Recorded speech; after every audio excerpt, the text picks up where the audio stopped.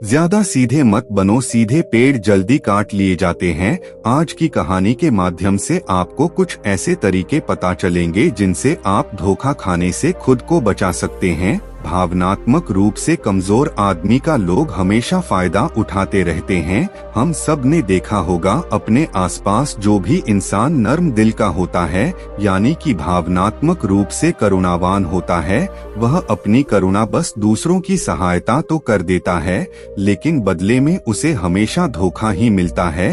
तो क्या एक इंसान को भावनात्मक नहीं होना चाहिए? क्या उसे दूसरों पर भरोसा नहीं करना चाहिए? दूसरों की सहायता नहीं करनी चाहिए? क्या करुणावान और संवेदनशील होना गुनाह है? कोई गलती है पाया तो यह जाता है कि कोई संवेदनशील आदमी दिल का अच्छा होता है, दूसरों की सहायता करता है, दूसरों का ख्याल रखता है, दूसरों से प्रेम करता है। प्रेम भी तो एक संवेदना ही है, वह भी तो एक भावना का रूप है। तो क्या प्रेम करना भी गलत हो जाता है?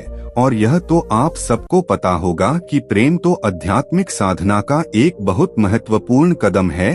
तो किस प्रकार एक इंसान समाज में संवेदनशील, करुणावान और दयालु यानी कि एक अच्छा आदमी बनकर रह सकता है, ताकि लोग उसका फायदा भी ना उठा पाए और वह अपने मन की अच्छाई, अपने मन की कोमलता, करुणा सब कुछ बरकरार भी रख सके। एक बार एक युवा लड़का जंगल के पेड़ों पर मुक्के मार रहा था। वह बड़े जोर जोर से मुक्के मार रहा था। वह अपने मन का गुस्सा निकालने की कोशिश कर रहा था। शायद उसको किसी ने धोखा दिया था या फिर उसके साथ बहुत बुरा हुआ था, जिससे वह बहुत ज्यादा परेशान था। उसे कहीं भी शांति नहीं मिल रही थी। वह लगातार उस पेड़ पर मुक्का मार रहा था, जिससे उसकी उंगलियां लहूलुहान हो चुकी थी। दूसरों की सहायता करता है, दूसरों का ख्याल रखता है, दूसरों से प्रेम करता है। प्रेम भी तो एक संवेदना ही है, वह भी तो एक भावना का रूप है। तो क्या प्रेम करना भी गलत हो जाता है? और यह तो आप सबको पता होगा कि प्रेम तो आध्यात्मिक साधना का एक बहुत महत्वपूर्ण कदम है।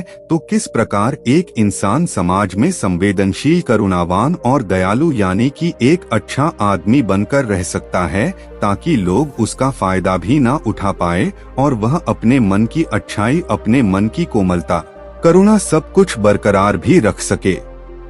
एक बार एक युवा लड़का जंगल के पेड़ों पर मुक्के मार रहा था। वह बड़े जोर जोर से मुक्के मार रहा था। वह अपने मन का गुस्सा निकालने की कोशिश कर रहा था। शायद उसको किसी ने धोखा दिया था या फिर उसके साथ बहुत बुरा हुआ था, जिससे वह बहुत ज्यादा परेशान था। उसे कहीं भी शांति नहीं मिल रही थी। वह लगातार उस पेड़ पर मुक्का मार रहा था, जिससे उसकी उंगलियां लहूलुहान हो चुकी थी।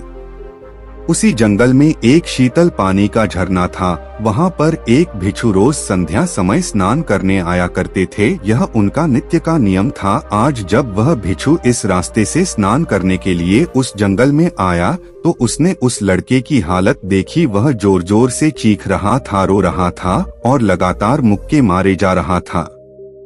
उस लड़के के आसपास कोई मौजूद नहीं था। इससे उस भिक्षु को उस युवक की चिंता होने लगी। उसने सोचा कि कहीं मैं इसे ऐसे ही छोड़ दूं और कहीं ये आत्महत्या कर ले। तो ऐसे विचार आने के बाद भी वह कुछ नहीं बोला और लगातार उस युवक की तरफ देखे जा रहा था। भिक्षु एकदम चुपचाप खड़ा हुआ था। उसने युवक से कुछ नहीं बोला, कुछ नहीं कहा, बस वह उसको लगातार देखता रहा। कुछ देर तक तो उस युवक ने उस भिक्षु को नजरअंदाज किया, लेकिन कुछ देर बाद उसे अजीब सा लगने लगा। उसने सोचा, ना तो यह मुझे रोक रहा है और ना ही कुछ कह रहा है, यह तो बस मुझे देखे जा रहा है। इसका क्या मतलब है? बड़ा अजीब आदमी है। ऐसे ही विचार उस लड़के के मन में उठने लगे थे।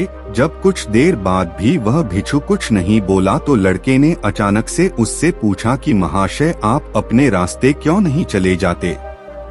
आपको क्या मतलब, आप खड़े हुए मुझे देख क्यों रहे हैं? भिक्षु ने बड़े शांत स्वर में कहा कि मैं तुम्हें रोक नहीं रहा हूँ, तुमसे कुछ कह नहीं रहा हूँ, तो मुझसे तुम्हें क्या परेशानी है? मेरे ही तरह है। यह पेड़ पौधे, यह पक्षी, यह सब तुम्हें तो देख ही रहे हैं। जब इनसे तुम्हें कोई परेशानी नहीं है, तो मुझसे क्यों परेशानी है? यह सुनकर और लड़का जोर से चीख कर बोला, मुझे सबसे परेशानी है, मैं सबसे नफरत करता हूँ। यहाँ पर सब धोखेबाज, गद्दार होते हैं। कोई किसी का नहीं होता इस दुनिया में। और इस तरह बोलते बोलते वह फूट फूट कर रोने लगा और रोए जा रहा था और भिक्षु उसे देखे जा रहा था।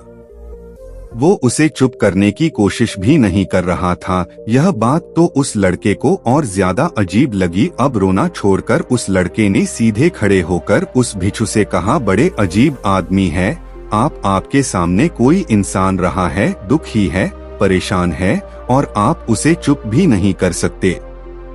आपके मन में बिल्कुल भी संवेदना नहीं है। बड़े अजीब और कठोर हृदय वाले साधु हैं आप। आपको अपने साधु होने पर खेद होना चाहिए। और ऐसे ही ना जाने क्या क्या जली कटी बातें वो युवक उस भिक्षु को सुनाने लगा। कुछ देर बाद जब युवक की सारी भड़ास निकल चुकी थी, तब भिक्षु ने बड़े ही शांत स्वर में कहा कि आज मैं तुम्हें कंधा दे सकता हूँ, तुम्हारे आंसू पोंछ सकता हूँ, लेकिन इससे तुम्हारी समस्या का समाधान नहीं होगा। कुछ देर के लिए तुम्हारा मन बहल जाएगा बस।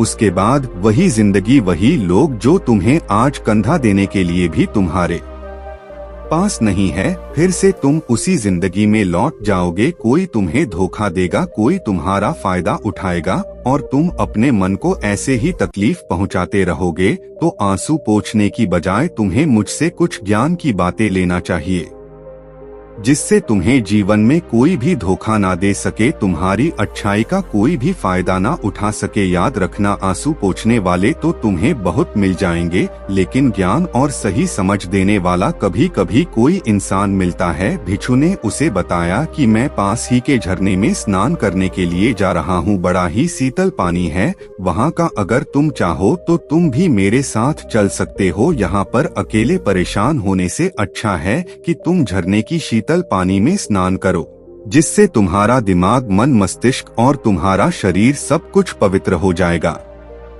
यह सुनकर वो लड़का उस भिक्षु के पीछे पीछे हो लिया। जंगल के बीचों बीच रास्ता झरने की तरफ जाता था। जंगल में सन्नाटा छाया हुआ था। उनके पैरों तले सूखे पत्तों की चरमराने की आवाज पूरे जंगल में गूंज रही थी। आज पूर्णिमा की रात थी और आसमान में चांद अपनी उजली रोशनी उस जंगल में फेंक रहा था। उस रोशनी में दोनों उस झरने की तरफ बढ़ते चले जा रहे थे। रास्ते में चलते चलते उस युवक ने उस भिक्षु से कहा कि महात्मन, आपकी जिंदगी मस्त है, आपको किसी चीज की कोई परेशानी नहीं है।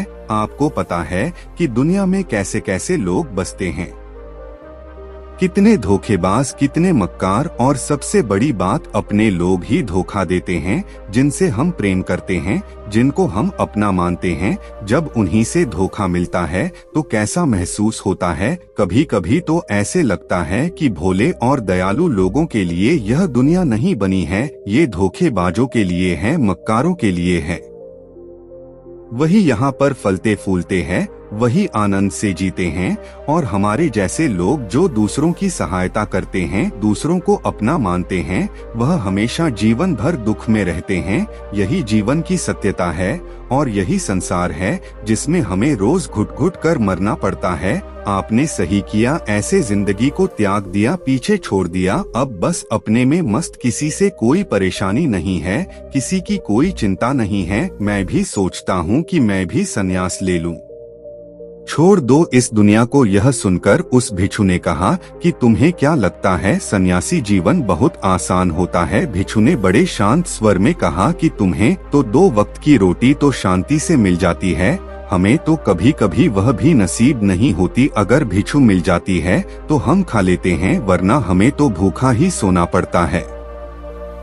यही सन्यासी जीवन है, हमें हमेशा नीचे सोना पड़ता है, सिर्फ एक लंगोट में रहना पड़ता है, चाहे कैसा भी मौसम क्यों ना हो। तो यह सब तुम्हें आसान लगता है तो तुम भी सन्यासी बन जाओ। युवक ने कहा कि आप कहते तो ठीक ही हैं, संघर्ष तो दोनों तरफ है, सांसारिक जीवन में भी और सन्यासी जीवन में भी। वैसे सांसारिक जीवन भी अच्छा है, लेकिन तब तक जब तक घर परिवार में सुख शांति बनी रहे, धोखा ना मिले, हमारे लोग हमारा फायदा ना उठाएं, हमसे झूठ ना बोले, हमें धोखा ना दे, तब तो जीवन जीने का आनंद होता है, वरना तो जीवन नर्क हो जाता है। भिक्षु ने कहा, देखो सन्यास अपने मन से लिया जाता है। जब हमारा मन कहता है कि हमें सन्यास के मार्ग पर सफलता हासिल करनी है, आगे बढ़ना है, तो ही सन्यासी जीवन सफल हो पाता है।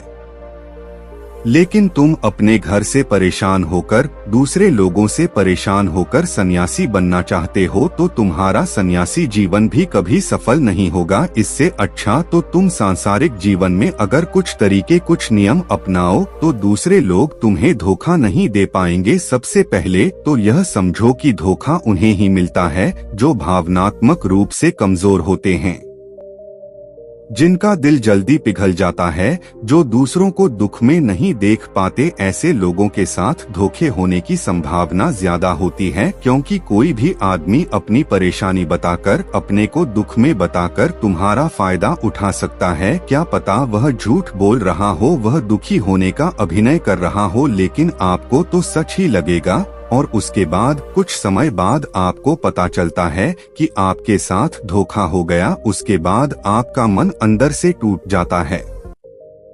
इसीलिए सबसे पहले बात ध्यान रखना कि किसी भी व्यक्ति को यह एहसास मत होने दो कि तुम भावनात्मक रूप से कमजोर हो। अंदर से तुम्हारा दिल नर्म है। अगर उन्हें यह कमजोरी आपकी पता चल गई तो वह कोई ना कोई जाल रचकर आपका फायदा उठाने की जरूर कोशिश करेंगे, चाहे आप अंदर से संवेदनशील हो, दूसरों की मदद करने वाले हो। लेकिन किसी को एहसास मत होने दो, ऊपर से कठोर बने रहो। जब लोगों को लगेगा कि इससे कुछ बोलने का फायदा ही नहीं है, यह आदमी कठोर है, नहीं पिघलेगा, तो खुद ब खुद वो लोग जो झूठे हैं, जो मक्कार हैं, वो आपके पास आएंगे ही नहीं। वो उन्हें चुनेंगे जो उनके आसान शिकार होंगे। दूसरी बात समझने की यह होती है कि हम बहुत जल्दी दूसरों पर विश्वास कर लेते हैं और हमारी जल्दी विश्वास करने की आदत ही हमें हानि पहुंचाती है। 2 दिन तुम्हें किसी से मिले हुए नहीं होते हैं और तुम एक दूसरे के हो जाते हो, एक दूसरे पर पूरा भरोसा करने लग जाते हो और यह भरोसा तीसरे दिन टूट भी जाता है और फिर तुम्हें धोखा मिलता है और फिर तुम परेशान होते हो। इसीलिए समय दो, किसी भी चीज को, किसी भी रिश्ते को आगे बढ़ाने के लिए समय की जरूरत होती है। समय के साथ तुम्हें सामने वाले इंसान की अच्छाई और बुराई पता चलती है, तब तुम्हें पूर्ण रूप से पता चलता है कि इंसान वास्तव में कैसा है, अच्छा है या बुरा है, और वह कुछ समय देने के बाद ही होता है। इसीलिए जल्दी किसी पर विश्वास मत करो। अगली पहचान या अगला तरीका समझने के लिए तुम्हें ऐसे लोगों को समझना होगा जो दूसरों की चापलूसी करते रहते हैं। कुछ लोगों की आदत होती है चापलूसी करने की, आपके सामने आपकी बड़ाई करेंगे, आपके बारे में अच्छा बोलेंगे और आपको लगेगा कि यह इंसान कितने अच्छे हैं, मेरे से कितना प्यार करते हैं। लेकिन वास्तव में उनकी वह चापलूसी एक जाल होती है ताकि वह आपका दिल जीत सके, और उनको चापलूसी करने का मौका तभी मिलता है जब आप दिखावा करते हैं। अगर आप उनकी चापलूसी से प्रभावित ही नहीं होंगे तो कुछ समय बाद वो चापलूसी करना बंद कर देंगे। इसीलिए किसी के सामने दिखावा मत करो, वरना आप तो आकर्षण के केंद्र बन जाते हो। लोगों को लगता है कि शायद इसके पास बहुत ज्यादा धन संपदा है, इसीलिए इतना दिखावा कर रहा है, और इसी वजह से जो लोग आपका फायदा उठाना चाहेंगे वो आपके करीब आने की कोशिश करेंगे, आपके चापलूसी करने की कोशिश करेंगे। अगला नियम बताते हुए भिक्षु ने झरने की तरफ इशारा किया। वो झरने के पास पहुंच चुके थे। युवक को भी एहसास हो चुका था, क्योंकि वहां पर ठंडी हवा चल रही थी। ढलान की तरफ जाते हुए भिक्षु ने कहा कि सांसारिक जीवन में एक बात समझने की यह होती है कि हम जिसकी सहायता कर रहे हैं, चाहे किसी भी रूप में, धन से, शारीरिक रूप से, या जिस भी अवस्था में हम किसी की सहायता कर रहे हैं, तो हमें यह ख्याल रखना चाहिए कि सामने वाला वापस कभी भविष्य में हमारी सहायता करने योग्य है कि नहीं है। अगर किसी को पैसा उधार दे रहे हो तो यह समझो कि उसके पास आय का कोई साधन है कि नहीं है। कल भविष्य में वह तुम्हें वापस कर पाएगा कि नहीं कर पाएगा। अगर वह नहीं करेगा तो तुम्हें तकलीफ होगी, तुम्हें दुख होगा। ऐसे तो इंसान करुणावश भिखारियों को भी भीख देता है, लेकिन वह गलत नहीं है, क्योंकि जो भी पैसा अपने सामने वाले को दिया है उससे आपके ऊपर कोई ज्यादा प्रभाव नहीं पड़ेगा। अगर वह आपको वापस भी नहीं लौटाएगा, तो अगर किसी ऐसे इंसान को पैसा देना है जो कभी वापस नहीं लौटा पाएगा, तो उतना ही देना जिससे तुम्हारे ऊपर ज्यादा दबाव न बने। अगर वो वापस भी न लौटाए तो तुम्हें ज्यादा दुख न पहुँचे। अब तक वो दोनों झरने पर पहुँच चुके थे। दोनों ने अपने कपड़े उतरे और उस झरने के शीतल पानी में कूद पड़े। पानी बाहर ठंडा था। उन दोनों की सारी थकन, सारी उदासी पल भर में ही दूर हो गई। स्नान कर लेने के बाद दोनों एक पेड़ के नीचे उस झरने के सामने बैठकर बातें करने लगे। भिक्षु ने उसे आगे समझाते हुए कहा कि शुरुआत में लोगों को नजरअंदाज करना सीखो। जब तुम किसी को शुरुआत में नजरअंदाज करते हो तो जो भी लोग किसी लालच की वजह से तुम्हारे पास प्रभावित हो रहे थे, उनके छटनी हो जाएगी। जब तुम उनको नजरअंदाज करोगे तब को एक दो बार लोग तुम्हारे पास आने की कोशिश करेंगे। उसके बाद वो तुमसे दूरियां बना लेंगे और जो आदमी तुम्हारी इंसानियत, तुम्हारी अच्छाई देखकर तुम्हारे पास आएगा, वो नजरअंदाज करने के बावजूद भी तुम्हारे करीब ही बना रहेगा। और यही तो एक सच्चे इंसान की पहचान होती है। जो हमारे अपने होते हैं उनसे हम लड़ भी लेते हैं, झगड़ भी लेते हैं, उसके बावजूद भी वो हमारी बातों का बुरा नहीं मानते हैं। चाहे थोड़े समय के लिए वह हमसे नाराज रहे, लेकिन कुछ समय बाद फिर से हम एक हो जाते हैं। और यही तो घर परिवार का मतलब होता है, यही तो अपनों का मतलब होता है।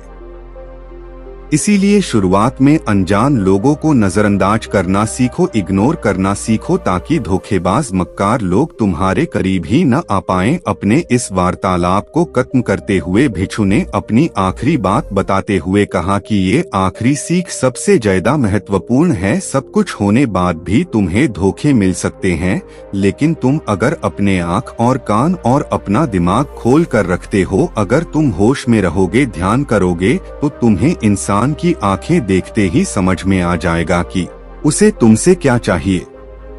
तुम उसकी इच्छा और उसका स्वभाव उसकी आंखों में ही पढ़ सकते हो। लोगों की आंखों में, उनकी वाणी में, उनके स्वभाव में उनका सब कुछ दिखाई देता है। बस हम ही अपनी आंखें मूंद कर रहते हैं। दूसरे लोगों से जानो, उसके रिश्तेदारों से जानो, उसके परिवार वालों से जानो कि वह इंसान कैसा है, दूसरों के साथ उसका व्यवहार कैसा है, उसकी पड़ताल करो। जब किसी पर विश्वास करो, ऐसे ही किसी पर विश्वास मत कर लेना। अपनी पूरी संतुष्टि करना। अगर तुम किसी के साथ लंबे समय तक भरोसा करना चाहते हो, किसी के साथ कोई संबंध बनाना चाहते हो, कोई दोस्ती करना चाहते हो या किसी की मदद करना चाहते हो, तो इन सभी परिस्थितियों तुम्हें ये जरूर पता होना चाहिए कि दूसरे लोग उस इंसान के बारे में क्या सोच रखते हैं। इसके बाद तुम जीवन में कभी भी धोखा नहीं खाओगे और तुम्हें कभी भी धोखे की वजह से पछताना नहीं पड़ेगा। इसी तरह की बातें करते हुए भिक्षु और वो लड़का दोनों जंगल से बाहर आ गए, अपने अपने घर को चले गए। दोस्तों, कभी भी किसी पर भी भरोसा करने से पहले उसके बारे में अच्छे से समझो, जानो, समय दो, फिर भरोसा करो। मुझे उम्मीद है कि आपको यह कहानी पसंद आई होगी और काफी कुछ सीखने को मिला होगा। कहानी के बारे में अपने विचार आप हमें नीचे कमेंट बॉक्स में कमेंट करके बता सकते हैं। बाकी अगर यह कहानी आपको अच्छी लगी हो तो इस वीडियो को लाइक करें और चैनल को सब्सक्राइब जरूर करें। तो मिलते हैं अगली वीडियो में, तब तक अपना ख्याल रखना। धन्यवाद।